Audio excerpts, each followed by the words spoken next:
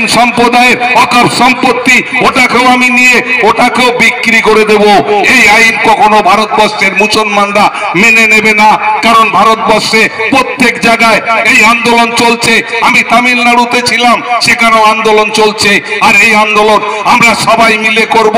কারণ যখন অন্যায়ভাবে আমার প্রতি অবিচার অত্যাচার করছে, আমরা সব সম্প্রদায়ের মানুষ নরেন্দ্র বিরুদ্ধে আমরা আন্দোলন চালিয়ে যাব। আমাদের আন্দোলন দিল্লি অবধি চলবে। আমরা আন্দোলনের পক্ষে আছি, আপনাদের সঙ্গে আমরা আছি। কারণ অবিলম্বে এই আইন, যতদিন এই আইন বাতিল না হবে, এই অখাপ আইন বাতিল না হওয়া পর্যন্ত আমাদের কিন্তু শান্তি নেই।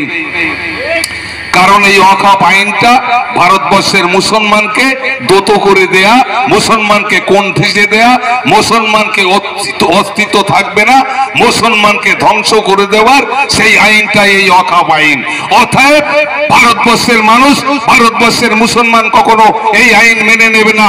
এই অখাপ আইনটাকে প্রত্যাহার যতদিন না হবে, ততদিন আমাদের সকলে আন্দোলন চলবে। আমরা প্রয়োজন হলে দিল্লি পর্যন্ত আন্দোলন চালিয়ে যাব। যত সময় জান থাকবে দেহর ভিতরে, তত সময় আমাদের এই আন্দোলন চলবে। কারণ আমরা সব সম্প্রদায়ের মানুষ, আমরা শান্তিপূর্ণ মানুষ। আমরা টোটাল এলাকার মধ্যে শান্তি সম্প্রীতি বজায় রেখে মানুষের সম্মান দিয়ে, মানুষের সম্মান দিয়ে, অন্যের ধর্মটাকে সম্মান দিয়ে আমার নিজের ধর্মটাকে আমরা মেনে চলি। আমাদের সেই সংগঠনের মানুষ আমরা সেই শান্তিপ্রিয় মানুষ।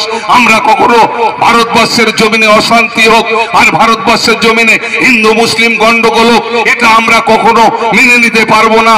আমরা বেঁচে থাকাকালীনই কখনো হিন্দু মুসলিম গন্ডগোল হোক আমরা কখনো চাইবো না। অতএব আমার বক্তব্য হচ্ছে, কাছের ও দূরের প্রশাসন, মিডিয়া, সাংবাদিক সকল ভাইদের বলবো, আপনারা চারিদিকে দেখছেন, চারিদিকে বুঝলেন যে মুসলমানের অস্তিত্ব রাখার মতো জায়গা এই মুহূর্তে রাখিনি।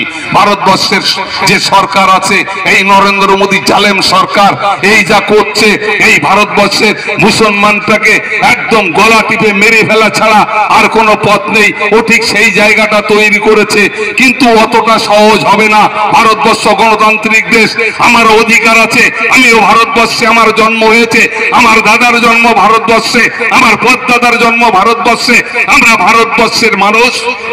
অতএব আমরা ভারতবর্ষটাকে সম্মান দেই, ভারতবর্ষটাকে মেনে চলি। অতএব নরেন্দ্র মোদীর এই আইন কখনো আমরা বরদাস্ত করব না, আমরা মেনে